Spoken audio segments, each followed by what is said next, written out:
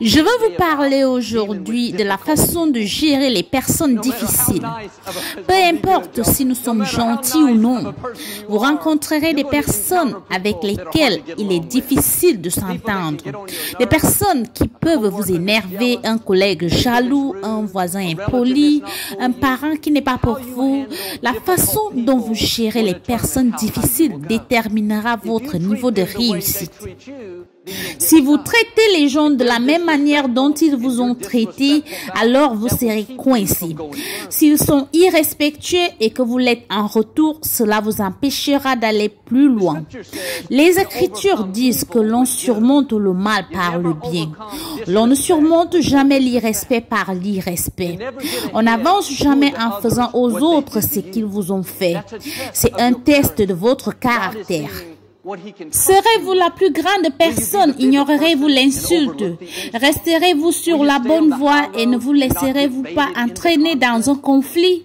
L'énergie émotionnelle dont vous disposez chaque jour est limitée. Elle n'est pas illimitée. Il faut beaucoup d'énergie pour s'énerver, vivre dans l'offense, penser à ce qu'ils ont dit et essayer de les redresser. Ça, c'est l'énergie dont vous avez besoin pour poursuivre vos rêves, pour atteindre vos objectifs et profiter de votre famille. Ne la dépensez pas pour des choses inutiles. Vous ne pouvez pas contrôler la manière dont les gens vous traitent, mais vous pouvez faire attention à la manière dont vous répondez. Certaines personnes savent toujours sur quel bouton appuyer pour vous mettre hors de vous. La prochaine fois qu'ils appuieront sur ce bouton, souriez juste et dites « Pas cette fois, je reste en paix ». Je vais profiter de cette journée. Qu'en est-il si je prends toujours la voie royale, les gens profiteront toujours de moi. J'aurai l'air faible, je dois me défendre. Tu ne te trompes jamais en prenant la voie royale. Tu ne perds jamais quand tu es gentil, quand tu ne tiens pas compte d'une offense, quand tu choisis de rester en paix. L'Écriture dit que si tu es bon envers tes ennemis, c'est comme si tu posais des charbons ardents sur leur tête. Vous penserez que si l'on traite nos ennemis de la manière dont ils nous ont traités, ce serait une bonne revanche. S'ils parlent mal de moi, je parle mal d'eux. S'ils me laissent tomber, je les laisse tomber. Si elle est impolie avec moi, deux peuvent jouer à ce jeu. Je serai impolie avec elle. Ça fait du bien à notre chair de les leur servir, mais l'on ne sort jamais vainqueur en faisant aux autres ce qu'ils nous ont fait. La vraie façon d'accroître la faveur, c'est de bénir tes ennemis.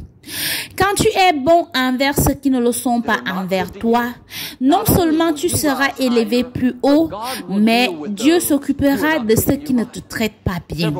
Plusieurs fois dans les Écritures, Dieu fait référence aux croyants comme à un aigle. Ésaïe dit que vous monterez avec des ailes comme un aigle. Le fait que Dieu ait choisi l'aigle s'explique. Un aigle peut voler plus haut que n'importe quel autre oiseau. On a repéré des aigles à 30 000 pieds dans les airs là où volent les gros jets. J'ai lu que le corbeau est une nuisance naturelle pour l'aigle. Bien que l'aigle soit plus grand, plus fort, le corbeau est plus agile.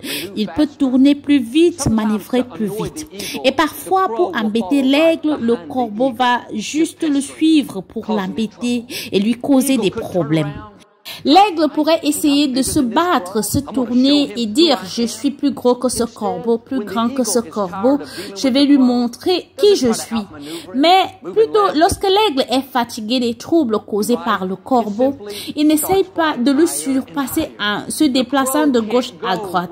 Non, il commence simplement à voler de plus en plus haut. Le corbeau ne peut voler où l'aigle va, il ne pourra pas supporter une telle altitude et éventuellement il finira par tomber. Dans la vie, il y aura toujours des corbeaux.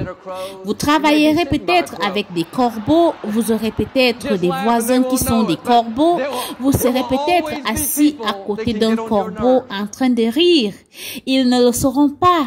Il y aura toujours des gens qui peuvent vous taper sur les nerfs.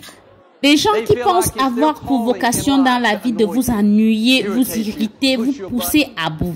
Cela continuera à se produire tant que vous resterez à leur niveau.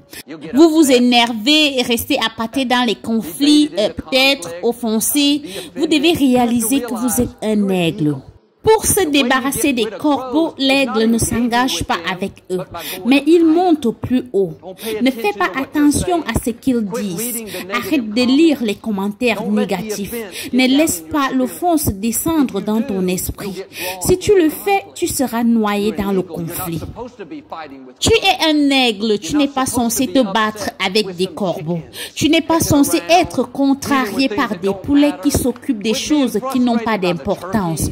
Arrête d'être frustré par les dindes, les gens qui ne te comprennent pas, les gens qui font beaucoup de bruit, qui essayent de te voler ta paix.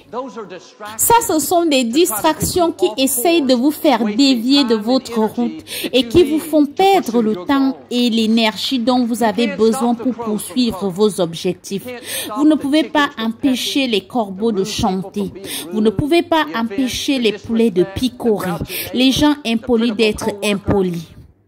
L'offense, le manque de respect, le voisin grincheux, le collègue critique. Mais vous pouvez déployer vos ailes et voler plus haut. Vous n'avez pas besoin de vous impliquer dans ces choses mesquines qui n'ont pas d'importance. Vous avez été créé pour être élevé, conçu pour faire de grandes choses, pour laisser votre marque, pour écrire votre nom dans l'histoire. Restez en paix, le temps est court. Nous ne resterons pas ici pour toujours. Ne perdez pas une minute de plus à vous battre avec les corbeaux, à vous disputer avec les poulets, à se battre avec les dindons. Soyez un aigle. Commencez à voler plus haut, au-dessus de tout cela. Si vous faites cela, je crois et je déclare que non seulement vous allez profiter davantage de votre vie, mais que Dieu prendra soin de vos ennemis. Vous verrez la justification, la promotion, la faveur, la plénitude de votre destinée au nom de Jésus.